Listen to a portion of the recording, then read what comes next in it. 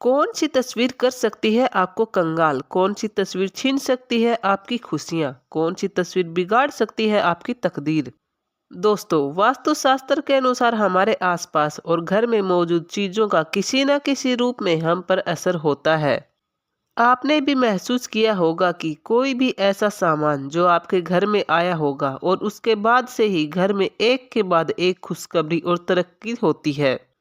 और कभी-कभी कुछ ऐसी चीजें भी घर में आ जाती हैं जिससे अचानक ही घर में परेशानियों का दौर शुरू हो जाता है और हम यह भी नहीं समझ पाते कि यह सब कैसे हो रहा है।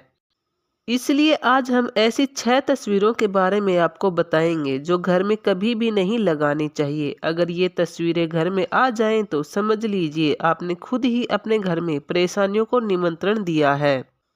तो इस खास और दिलचस्प जानकारी के लिए आप बने रहिए वास्तुमार्ग चैनल के साथ। पहली तस्वीर है ताजमहल की। मित्रों, ताजमहल विश्व की एक धरोहर है। क्यों? क्योंकि उसकी कलाकृति बहुत ही अच्छी है, लेकिन घर में ताजमहल का शो पीस नहीं रखना चाहिए। वास्तु के अनुसार ताजमहल एक समाधि है जो मौत की निशानी है और नकारात्मकता का प्रतीक है। उसको दूसरे शब्दों में कब्रगाह भी कह सकते हैं। हालांकि यह प्यार की निशानी है और अपनी पत्नी से सभी प्यार करते हैं और सभी पत्नियों की कब्रगाह भी होती है। इसका यह मतलब थोड़ी है कि आप कब्रगाह की फोटो घर में लगा लेंगे। जब आप अपने किसी परिजन की कब्रगाह की फोटो घर में नहीं लगाते तो ताजमहल तो शाहजहां की पत्नी मुमताज की कब्रगाह है, तो उसे अपने घर में क्यों लगाते हो? इसलिए दोस्तों, ताजमहल की फोटो या शो पीस घर में रखने से घर में नकारात्मक ऊर्जा ही आएगी। यदि ताजमहल को प्रेम का प्रतीक मानकर आप इसे घर में रख रहे हैं तो आपको यह नहीं भूलना चाहिए कि यह प्यार का प्रतीक नहीं बल्कि यह एक कब्रगाह है। इसकी तस्वीर से पति पत्नी के रिश्तों में दरार की संभावना बढ़ती है। दोस्तों, दूसरी तस्वीर का नाम बताने से पहले आप एक छोटी सी बात समझ लीजिए जिससे आपको यह समझने में आसानी होगी कि हमें दूसरी तस्वीर को क्यों नहीं लगाना चाहिए। कई बार आपने महसूस किया होगा कि कहीं आप जा रहे हैं और वहां बेवजह आपको बेचैनी होती है। वो बेचैनी क्यों होती है? क्योंकि वहां के लोगों का आभा मंडल आपको परेशान करता है। अब यह आभा मंडल क्या होता है, चलिए जानते हैं। आपने देखा होगा जब बारात में रथ के सामने दोनों तरफ रोड लाइट लेकर के लोग चल रहे होते हैं और उनके बीच में कुछ लोग नाच रहे होते हैं। और जो आदमी बुद्धिमान होगा, जिसका बौद्धिक लेवल बहुत ऊंचा होगा, वो आदमी उस भीड़ का हिस्सा एक मिनट भी नहीं बन पाएगा और वो बेचैन होकर के रोड लाइट के बाहर से चलना शुरू कर देगा। ऐसा उस आदमी के साथ अनजाने में ही होगा। लेकिन ऐसा क्यों होगा? क्योंकि उसकी जो मन मस्तिष्क से जिस आभा की किरणें निकलेंगी वो दूसरों के मस्तिष्क से टकराएंगी।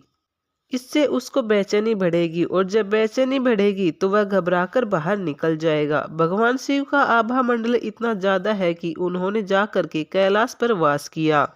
जहां वो कैलाश पर वास करते हैं उसके 64 योजन तक, मतलब 240 कोस तक कोई रहता वहता नहीं है। उनके आभा मंडल का इतना लंबा चौड़ा विस्तार है। महाभारत में एक कथा आती है कि जब महाभारत का युद्ध शुरू हुआ तो अर्जुन ने कहा कृष्ण से, हे कृष्ण, मैं भीख मांग के खा लूंगा, लेकिन मैं यह रक्त रंजित जमीन नहीं लूंगा। मैं अपने रिश्तेदारों, सगे संबंधियों, गुरुजनों को कैसे मारूं? भगवान श्री कृष्ण ने सोचा कि जिंदगी भर इसने धनुष बाण चलाना सीखा, इसलिए कि युद्ध करना पड़ेगा, और आज यह स्त्रियों जैसी करुणा की बात कर रहा है। तो भगवान श्री कृष्ण को एक बात याद आ गई। जब अर्जुन अज्ञातवास में थे तो 1 साल के लिए ब्रहनल्ला बने थे, और ब्रहनल्ला बने थे तो इन्होंने उत्तरा को डांस करना सिखाया था, उत्तरा को नाचना सिखाया था। तो ये रनिवास में ही रहते थे, महिलाओं के परिधान में, और महिलाओं के साथ ही रहते थे। तो महिलाओं के संसर्ग में 1 साल रहने से इनके अंदर करुणा प्रवेश कर गई, और वही करुणा महाभारत में बोल रही है कि मैं धनुष नहीं उठाऊंगा, मेरा धनुष कांप रहा है, मेरा गांडीव कांप रहा है, मेरे होठ सूख रहे हैं, मैं कैसे लोगों को मारूंगा। दोस्तों, साथ संगति का प्रभाव होता है। स्त्रियां करुणाचित होती हैं, स्त्रियों में करुणा होती है, इसमें कोई दो राय नहीं है। और स्त्रियों के ज्यादा संसर्ग में रहने वाला भी करुणा से भरपूर होता है, इसमें कोई दो राय नहीं है। तो अब बात करते हैं भगवान शिव के बारे में। शिव का अर्थ होता है कल्याण। शिव का शाब्दिक अर्थ कल्याण होता है, लेकिन शंकर का अर्थ कल्याण नहीं होता। शंकर का अर्थ होता है संहारक। भगवान शिव को जब आप भजते हैं तो कल्याणकारक के रूप में भजते हैं, शंकर के रूप में जब आप भजते हैं तो संहारक के रूप में भजते हैं। तो इसी तरह से भगवान शिव के कई रूप हैं, इनमें कुछ तो शांत, सौम्य और मंगलकारी हैं, तो कुछ ऐसे भी हैं जो विनाशकारी हैं।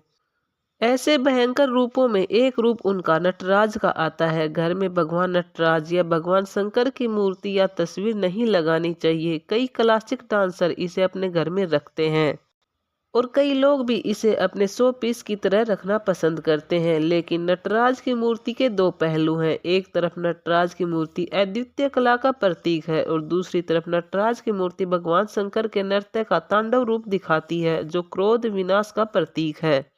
इसलिए मित्रों, नटराज की मूर्ति घर में रखने से कई बार घर में सुख शांति भंग हो जाती है। परिवार के सदस्यों में क्रोध बढ़ सकता है। जब भी आप अपने घर में भगवान शिव की तस्वीर लगाएं तो उसमें भगवान शिव प्रसन्न मुद्रा में हो। क्रोधित मुद्रा में अगर तस्वीर उनकी हुई और खड़े हुए त्रिशूल की तस्वीर हुई तो यह तस्वीर आपके परिवार के लिए और आपके भविष्य के लिए अच्छी नहीं है, क्योंकि भगवान शिव अगर समाधि में बैठते हैं तो त्रिशूल लेकर के लोगों का वध भी करते हैं। इसलिए ध्यान से सौम्यता के साथ तस्वीर का चयन करना चाहिए। दोस्तों, अब जानते हैं तीसरी तस्वीर के बारे में, जिसको घर में लोग अक्सर लगाते हैं, लेकिन वह यह नहीं जानते कि इनका घर में होना उनके लिए कितना खराब साबित हो सकता है। वास्तुशास्त्र में बताया गया है कि घर में कभी भी जंगली जानवर, खास तौर पर हिंसक पशुओं जैसे शेर, चीता, भालू आदि की तस्वीर नहीं लगानी चाहिए।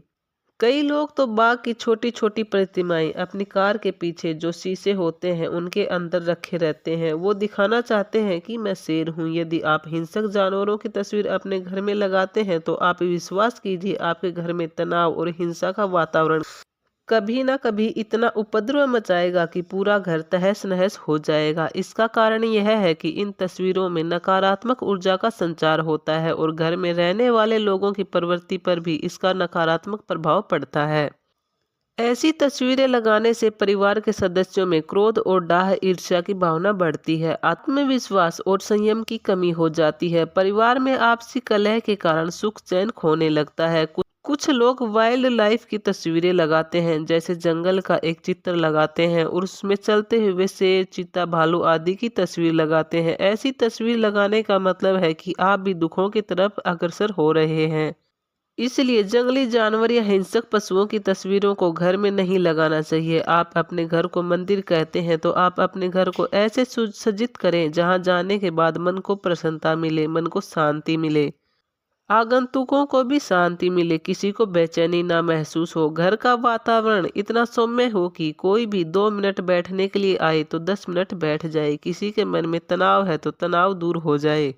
मित्रों, अब जानते हैं चौथी तस्वीर के बारे में, जो आपके फिजूल खर्च को बढ़ाकर आपको कंगाल कर सकती है। बहुत से लोग हैं जो अपने घर में पानी का फव्वारा या फिर दीवार पर पानी के फव्वारे की तस्वीर लगाना पसंद करते हैं, झरने की तस्वीर लगाना पसंद करते हैं। वास्तु के अनुसार फव्वारा वह गतिशीलता को दर्शाता है, यानी अस्थिरता को लाने वाला होता है। इसका मतलब यह है कि जो भी धन और समृद्धि आपके घर में आ रही है वह ज्यादा समय तक आपके घर में टिक नहीं पाएगी। इसलिए घर में अगर फव्वारा लगाएं तो किसी विशेषज्ञ की सलाह लेकर ही लगाएं, किसी वास्तु एक्सपर्ट की सलाह से ही लगाएं, वरना इसका लगाना नुकसानदेह भी हो सकता है। अब पांचवी तस्वीर के बारे में जानते हैं, जिसे लगाने पर प्रॉपर्टी संबंधी विवाद, लड़ाई झगड़ों को बढ़ावा मिल सकता है। बहुत से लोग महाभारत की तस्वीर घर में लगाते हैं। वास्तु के अनुसार महाभारत की तस्वीर घर में सुख शांति को कम करती है और प्रॉपर्टी विवाद को बढ़ाती है। महाभारत एक पारिवारिक युद्ध था जो परिवार में संघर्ष की भावना को बढ़ाता है, इसलिए महाभारत की तस्वीर घर में नहीं लगानी चाहिए। साथ ही युद्ध से जुड़ी चीजें जैसे तलवार, बंदूक, तोप या फिर सैनिकों की तस्वीरें घर में नहीं लगानी चाहिए। इससे गुस्सा और आपस में मनमुटाव बढ़ता है। लेकिन अगर आपके पास यह सारे हथियार लाइसेंसी हैं, आपने इनके लिए लाइसेंस प्राप्त किया हुआ है, अपनी सुरक्षा के लिए इनको रख तो सकते हैं, लेकिन इन्हें आप ऐसी जगह पर रखें जहां सिर्फ आपकी पहुंच हो, जिसको सब लोग देख ना सके। अब जानते हैं छठी तस्वीर के बारे में, जिसे लगाने से मनुष्य का गुड लक बैड लक में बदलते देर नहीं लगती। जी हाँ, हम बात कर रहे हैं टाइटैनिक जहाज की। बहुत से लोग घर में टाइटैनिक जहाज, दूसरे डूबते हुए जहाज या नाव की तस्वीर लगा लेते हैं। वास्तु के अनुसार इस तरह की तस्वीरें घर में कभी भी नहीं लगानी चाहिए। समुद्र में डूबते हुए जहाज की तस्वीर कभी भी नहीं लगानी चाहिए। इससे परिवार के सदस्यों का मनोबल गिरता है, आपस में मतभेद और मनमुटाव बढ़ जाता है। डूबते हुए जहाज नाव की तस्वीर परिवार में लड़ाई झगड़ों को बढ़ाती है। दोस्तों, आपको यह छोटी सी जानकारी कैसी लगी हमें कमेंट में ज़रूर बताएं। अच्छी लगी हुई हो तो लाइक व सब्सक्राइब ज़रूर करना। धन्यवाद।